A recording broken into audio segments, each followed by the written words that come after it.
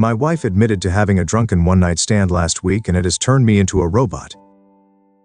I, 32 male, have been married to my wife Kate, 30 female, for 4 years, together for 9. Our relationship has been amazing, loving and supportive. We have good communication, hardly ever argue, and our bedroom life has gone from strength to strength over the years. We discussed cheating in the past, and I was always clear that we would be over if it ever happened. Kate went home to visit her family last weekend, which was fairly normal. Before she left on the Friday night, we had a minor argument about keeping the house tidy, so our communication was limited on Saturday, but I knew she was going out to meet some friends at a bar. I trusted her 100%, so didn't think anything of it. Before I fell asleep, I texted her saying that I hope she had a nice night. When I woke up on Sunday morning, I had a missed call from Kate at 4 a.m., so I immediately called her to check if she was okay, but no answer. After a few hours, I tried again a few times, but still no answer. Around an hour later, I got a message saying she was fine and was driving back soon. Kate got home late afternoon and looked awful. She had clearly been crying, was not wearing any makeup unusual for her, and looked like a shell of a person. I knew right away something was wrong, but she wouldn't let me hug her and would barely speak. I sat her down on the couch and made her some tea. I gently encouraged her to tell me what was wrong, and she burst into uncontrollable tears for at least 10 minutes while I was trying to comfort her. She then proceeded to tell me, stopping every few words, that she had slept with someone last night after the bar. At that moment, something in my brain broke. I can't describe it any other way. I immediately got up and jumped in my car and drove off. I went to a park and walked around it for about an hour. Kate was calling my phone constantly, and I turned it off. When I got home, I grabbed 2 suitcases from the garage and went to our bedroom. I threw some of Kate's clothes and shoes into them and left them by the front door. Kate was lying on the floor in the living room, curled up into ball sobbing, called her best friend who lives nearby and told her that Kate needed a place to stay and a ride to her place, and that Kate could explain everything to her later. I told Kate I was leaving for an hour and that her friend was coming to pick her up. She grabbed onto my legs trying to stop me from leaving. When I returned home again, Kate was gone, and so were the cases. On Monday, with a clearer head, I answered one of Kate's many calls and told her that I needed her to send me an email with as much details as possible of that night, and if she leaves anything out, there will be no hope of reconciliation. I received this email on Monday night but still haven't opened it. Since then, everyone has been trying to contact me, but I have just been working, exercising, and sleeping. One of her friends turned up at my house with an attitude demanding an explanation. I told her to speak to Kate and closed the door in her face. I have also been speaking to divorce lawyers, have moved money into separate accounts, and blocked Kate and all of her friends on everything. Everything I have done since I found out seems like I have been on autopilot. I don't feel angry, upset, or overly emotional. Just numb. Kate posted a note through the door yesterday, asking me to meet tomorrow, but I'm conflicted. Should I meet her? Will it change anything? Is there any point in trying to reconcile? Is it normal to feel like a robot, and how do I snap out of this? First update. After reading your comments, I decided to meet with Kate but not read the email. Kate came to the house yesterday, and when I opened the door, she looked terrible. She tried to hug me and started mumbling apologies, but I stopped her and we sat down to talk. I started by telling Kate that I would be recording the audio of the conversation, and she agreed. I then asked her to explain what happened and told her that I haven't read the email she sent. Kate said she had been at the bar with 2 friends I know and like both of them, and told me what she had to drink. I was surprised at how little she drank because it was the same amount we would normally drink when going for dinner, a few glasses of wine and a cocktail. She admitted she was only slightly tipsy. One of her friends, Sarah, has a younger brother, Max, 27 millions, who came to pick them up around midnight. It's a running joke in their group that Max has had major crush on Kate since high school, and I had heard them joke about this. The 4 of them went to get some food, and Max then dropped each one off until it was just him and Kate. Kate said she didn't want him to drive the 20 minutes to her parents' place after working all day, so would just order an Uber from his apartment. She went into his apartment to order the Uber but couldn't get one. Max suggested she should crash in his bed and he would take the sofa. He would then drop her off in the morning. Kate refused and continued to try to find an Uber. They were sitting on Max's bed and he kissed her. She kissed him back and they ended up having sex. After that, she broke down crying from guilt and Max took her home. She cried for another hour, then tried to call me to tell me what she had done. We had to stop a number of times because Kate kept breaking down and crying hysterically. She told me it was a huge mistake. She got caught up in the moment. It was terrible. She only loves me, blah blah blah. After she was done, I told her that her story didn't make sense, but it didn't matter at this stage because I was done.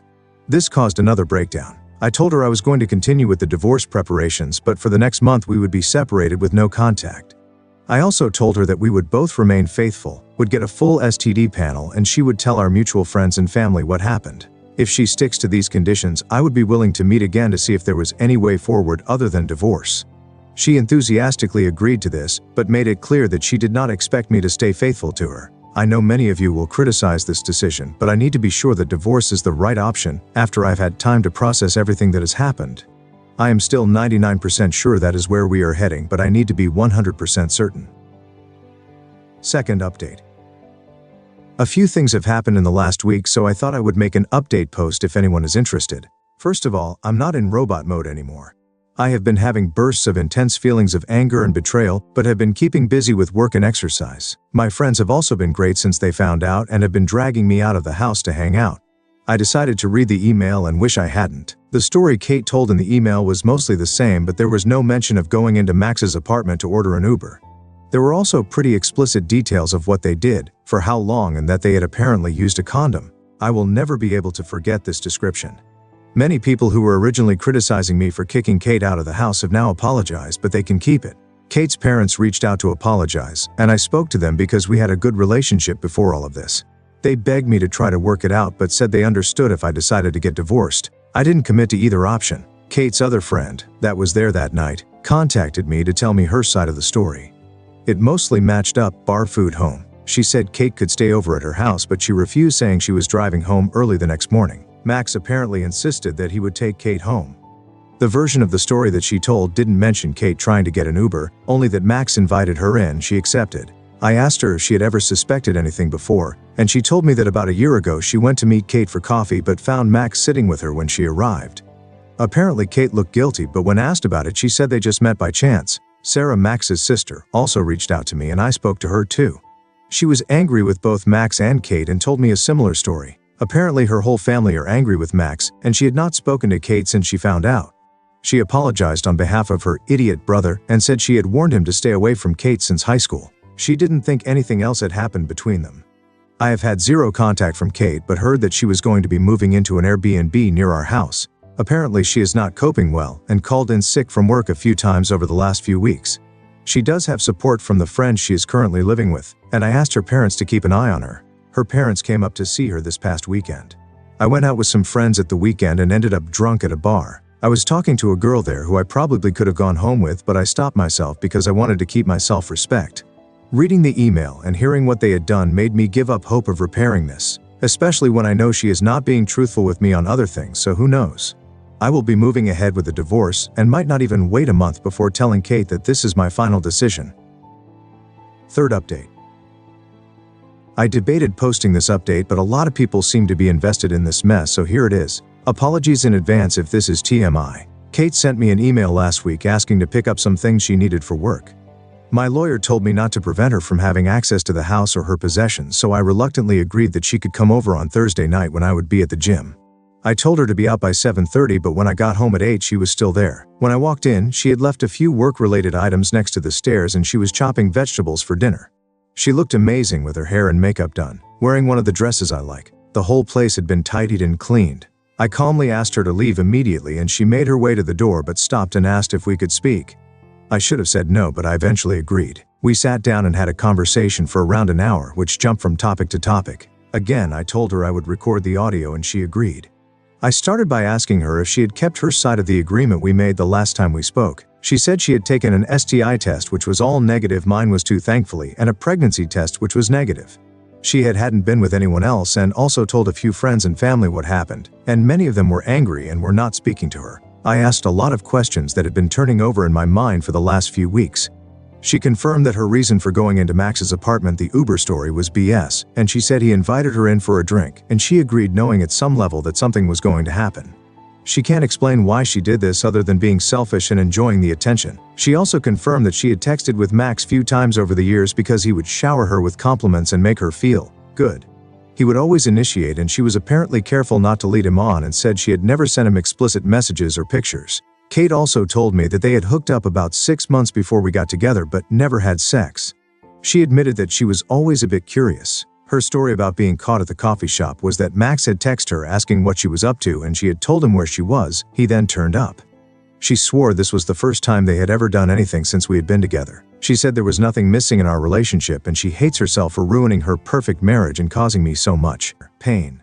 I told her that I still don't believe her story, and that there was no point in continuing the conversation. She calmly asked what she would need to do to make this right, offering up her phone, location sharing, not going out without me, etc. She had clearly been doing some research. I said that I had no plans to become her prison guard, especially when I would never get over the betrayal. Things then took an unexpected turn which caught me completely off guard. She asked me to turn off the audio recording because she had something private she wanted to discuss and didn't want other people hearing it. I refused, and she reluctantly continued. She asked if I had been involved with anyone else sexually since all of this happened, making it clear she was fine with it. Told her no, and she said that I must be going crazy. We used to have sex almost daily, and started talking dirty about all of the things I could do with and to her. This involved a lot of kinky things that I had wanted to try or had only done a few times. She said she wanted to meet my needs, even if we did not get back together. She said we could have as many threesomes as I wanted from now on, or we could be open on my side only, and she would even find partners for us. She was trying very hard to turn me on, and I stayed silent until she asked who I wanted to have a threesome with. For some reason, I mentioned the name of her coworker, who is 5 years younger than Kate and a total knockout. This surprised her, but she was in too deep and asked me what I wanted to do with her.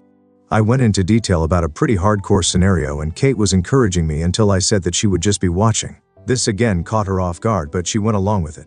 Later on, I realized that I only said all of this as a petty attempt to hurt Kate, which I don't feel good about. She was obviously convinced that her plan was working, so she pulled up her dress and got into my favorite position on the couch, begging me. I'll admit that for a few seconds my body reacted even though my head was not in the game. Everything suddenly came into focus and the content of her email came flooding into my head. Can't explain why, but started to laugh. Not just a chuckle, but a full-on belly laugh. She looked hurt and moved away, then started to cry. I told her it was time for her to go and she left quickly, probably due to the embarrassment. I also said she needed to hurry up and get a lawyer because we are getting divorced. The post-nut clarity after she left confirmed that had dodged bullet. I have a meeting with my lawyer later this week and want to move forward with the divorce as quickly as possible. Final update. Thought I would provide a final update on the situation for anyone that is interested. The last few months have been tough, and I have only seen Kate in person a handful of times. After a few weeks of no contact, I decided that we should discuss things with a clearer head. We went for lunch and had a calm, respectful conversation about everything that had happened and what reconciliation might look like. Kate said she would do anything to get things back on track, and I believe her, but didn't commit to anything. After that, Kate asked me to go with her to see her therapist, who is also experienced in dealing with married couples. I thought about it for a few days before agreeing. The session was tough with a lot of tears, but I didn't get a straight answer on why Kate had decided to cheat. The therapist was surprisingly fair to both of us and was not judgmental. We again discussed reconciliation, but I told her that I thought it was best to proceed with the divorce. Last week, I drove up to her parents' house to drop off some tools I had borrowed from her dad. We had arranged for Kate to be there and for her parents to go out for a few hours to give us a chance to talk. I spoke with her parents alone, who were heartbroken, which was hard, but they were both very supportive. During the conversation with Kate, I told her clearly that I had given it a lot of thought, but I wanted to move ahead with the divorce. It came down to the fact that, in my view, we would never get back to where we were, and I realistically can't see myself ever getting over the betrayal.